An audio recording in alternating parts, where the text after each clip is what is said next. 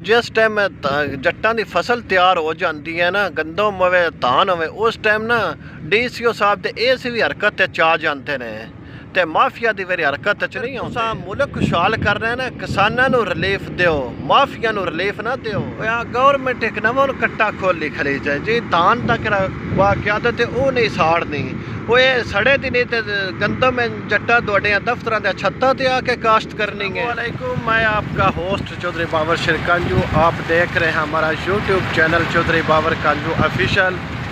जैसा कि आपको मालूम है कि धान की फसल की कटाई का जो सिलसिला वो शुरू हो चुका है, तो अज असा भी धान की जी फसल की कटाई वो कटा रहे हैं।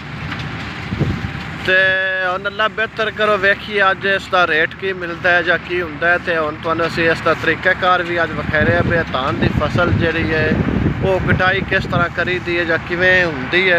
यानी कि उत्थे दुकानां दे विच आड़तलां विच बह के मगर मच्छ जेह्ड़े बह जांदे ने, उत्थे बह के उन्होंने वो खरीदन धान की जी फसल बड़ी आसान हुंदी है। ते आंदे जी वो ये तो तुसां कच्ची वडा आंदी है, इहदे विच इन्ने फीसद दाना सावा रह गए, ये तो सबर नहीं हुंदा गया, वो हो गया ये हो गया। जनाब सबर हुंदा है, क्यों नहीं सबर हुंदा? 6 महीने की फसल हुंदी है, पर अगों भी वेखना होंगे जो दाना कच्चा हो जाता है, वो कच्चे ही जनाब दाना रंध है, वो पकदा नहीं। जिस टाइम गंदम की धान की फसल पक जाती है तो तुहानूं आप पता है कि उत्थे रेट पहले शुरू में इहदा जी सुनन 23-2400 होए। हुण जिस टाइम साडी माशाअल्लाह जट भरावां की फसल तैयार हो गई है, पक गए, उस टाइम ये नांदा कंप्रोमाइज़ होंदे ने जी, रेट गिर नांदा गिरा दो, वो रेट जी गिर के हुण रेट चल रहे 2000 तक है। वो क्यों जी? जी अज मौसम खराब है, अज असा नहीं खरीद करनी, अज जी बैंक बंद रहे, तो ये छड्डो मर्जी तुसीं 2000 तो देनी तो 60 जो पिड़ा विच, तो फिर पैसे परसों आके लै जाओ, बैंक बंद ने, तुहानूं आप पता है। ओहो भाई साहब बैंक 100 बारी बंद होने, लेकिन तुहाडा काम तो नहीं ना बंद हुंदा। जिस टाइम जनाब मेरी ये वैद वो जिनस है, वो वैद वो एक दुकानदार है, वैद एक वो गाहक है जिनका नाम किसान है। किसान अपनी जिनस वेचन जाता है जी, भाई साहब आ मेरी जिनस की रेट लवो दे, यानी कि भी की रेट लवो दे। तो जे अगर वही किसान उन्होंने को जाता है दवाई लैन, बीज लैन, खाद लैन, भाई साहब दवाई का की रेट है, बीज का की रेट है, सानू की देवो दे जी। असी देना 3000 तो मन देना बीज जी, रेत बिल्कुल कोई रेत नहीं, जाओ जो जितों लभदा उत्थों ले ला, असा देने 3000 तो जी दे दिओ। अगर किसान की वारी आ जाए, पक जाए, फसल तैयार हो जाए, उसनूं फिर करदे की ने लै जांदे मुंजी, बड़ी सोने यार मुंजी हुंदी है जट दी मुंजी, उत्थे लै जांदे उस टाइम उन्होंने विखांदे ने आड़तली भरा नूं जी, आ मुंजी चेक करो देनी है जी, हाँ जी दसो की रेट है जी। रेट असी मंगते हैं तो जी 2200 भी डर के, ये 2200 वाली है। आ वेख तेले वाली मुंजी है, आ वेखो कहे दाना कच्चा है, आ वेखो कहे तुसा की कराया इन्ने फीसद, आ थो थे अंज जी। अच्छा जी की रेट जी? 2000 नहीं जी, नहीं लै जाओ ऐसा नहीं, 2000 तो देनी जी, साढ़े पिड़ा 60 जाओ, तो पैसे तुहानूं मिलने ने आउंदी 15 नूं। वो क्यों जी? तुहानूं पता नहीं बैंक बंद ने, तो फलाने अज हफ्ता है जी, इतवार है, जुम्मा है, असीं खरीद नहीं करी दी, सिर्फ तुसीं आ गए बूहे ते, वो तुहानूं इस वजह तो जी मुंजी ये तुहाडी लै रहे हैं, तो तुहानूं देनी है, तुहाडी लई है, वरना और ऐसा मुंजी कद नहीं खरीदी। तो बाहरों मुंजी जनाब मेरी पाकपतन तो चनियोट सरगोदा, ये दो मुंजी बड़ी ठार के खरीदते हैं, बड़ी टेक के लेंदे ने। सिर्फ मसला की है, ये उत्ते आड़तला बैठे होंगे, नानिया कमेटियां होंदियां, ये रेट डेग छड्डदा, रेट डेग के ये मुंजी सस्ती ले ले। जिवें जट्टां दी मुंजी खत्म होनी है, जिवें कटाई जट्टां दी खत्म होनी, उस टाइम ना दा रेट ना चाड़ देना भी साडे रेट चढ़े तो साडा चावल चढ़े। जिवें ही उसका चावल है इसका वधना है, अल्लाह के हुक्म नाल उवें नाल पर लग जाने सारे आड़तलियां नूं भी बई इसका ये की रेट है जी, किवें चावल विकदा है, की हुंदा है, सारा प्रासर आउन लग पाउंदे ने। उस टाइम नांदे कमेटियां बन लग पाउंदियां ने, तो सिर्फ जट्टां मेरी नान मौत पाउंदी है बई जट्टां दी केड़ी फसल है, वो असा एवें तो सावें लेनी है ना, कोई रेट नहीं। अजकल करा मार्केट रेट चल रहे वो तकरीबन 2000, अजकल 2000 तो भी कोई नहीं होना, क्योंकि मौसम खराब है। मौसम खराबी की वजह तो उन्हें आखना जी असीं खरीदते ही कोई नहीं मुंजी, साडी खरीद बंद है। ते वेखो अल्लाह वारस इन्हां जट्टां दा भी, अगर ये जट भरा जां किसान भरा है साडे मुल्क पाकिस्तान पंजाब विच ना हुंदा ते ये मुल्क इन्ना खुशहाल ना हुंदा। वो जिवें आंदे ना भी फौज है गौरमेंट दा, जाने कि 70% फौज खांदी है, 3% आवाम खांदी है।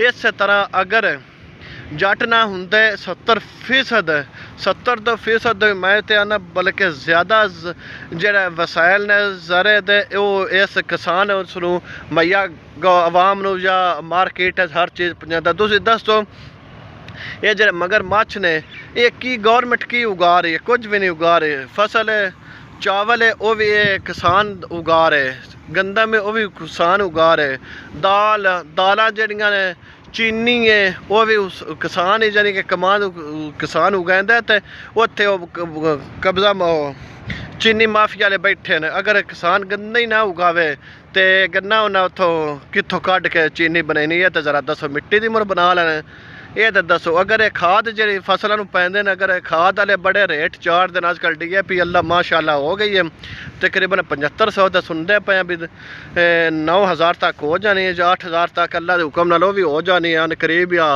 जिवें जट्टां दी गंदम दा फसल शुरू होने भी इसका काश्त करन दा, इस तरह भी शुरू हो जाने अल्हम्दुलिल्लाह। इस फिर महंगी हो जाने, माफिया आ जाने मार्केट भी हम जट्टां ने छिल ला लविए माशाअल्लाह तवारी बड़ा ठेके ठुके ने वधाए तो बड़ी फसल भी वधी है।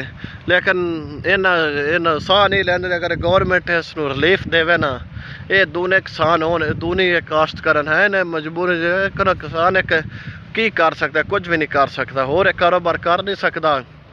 तो इसनूं मड़े ही हुंदा चलो 2-4 किले ठेके तो लई जमीन, उत्थे नूं काश्त कीती, उत्थों कोई शायद बची ना बची तां भी अल्लाह वारस है। तो हुण असीं तुहानूं अपना परासर सारा विखाने आ भी इसनूं किवें जट भरा काश्त करदे ने हार्डवेयर मशीन नाल, तो फिर इसदा किवें वो सारा तरीका हुंदा है। तो इंशाअल्लाह तुहानूं असीं विखावांगे अगला भी परासर इसदी सुकाई किवें हुंदी है। ये धान की फसल की सुकाई हो के फिर इसनूं छेलर दे विच किवें करदे, उस तो चावल किवें निकलदा, इंशाअल्लाह तुहानूं वो दूसरी वीडियो ते विखावांगे। तो सब तो पहले जिन्हें दोस्त हाले तक साडा YouTube चैनल सबसक्राइब नहीं किया वो इसनूं सबसक्राइब भी करन। अगर मेरी वीडियो तुहानूं पसंद आवे तो इसनूं शेयर जरूर करना है। इंशाअल्लाह तुहानूं तुहाडी खिदमत दे विच मैं मुख्तलिफ टैलेंट मुख्तलिफ फन तुहाडी खिदमत दे विच लैके मैं हाज़र हुंदा रहांगा। तो जिन्हें दोस्तों को कोई फन है, कोई हुनर है, वो अल्हम्दुलिल्लाह मेरा इस स्क्रीन के उत्ते नंबर मैं दे दिता है। तो बल्कि मेरा चैनल उत्ते भी नंबर है, उस नंबर मेरे WhatsApp नंबर के जरिए जनाब मेरे नाल रब्ता कर सकन। इंशाअल्लाह मैं उन्होंने टैलेंट, उन्होंने हुनर फन वो इस अपने YouTube चैनल पर उजागर करता रहांगा। तो आइए हुण चलिए असीं तुहानूं परासर विखाने आ तो किस तरह गंदम काश्त धान की फसल काश्त हुंदी है, किवें कटाई हुंदी है, किस तरह कटाई मशीन करती है।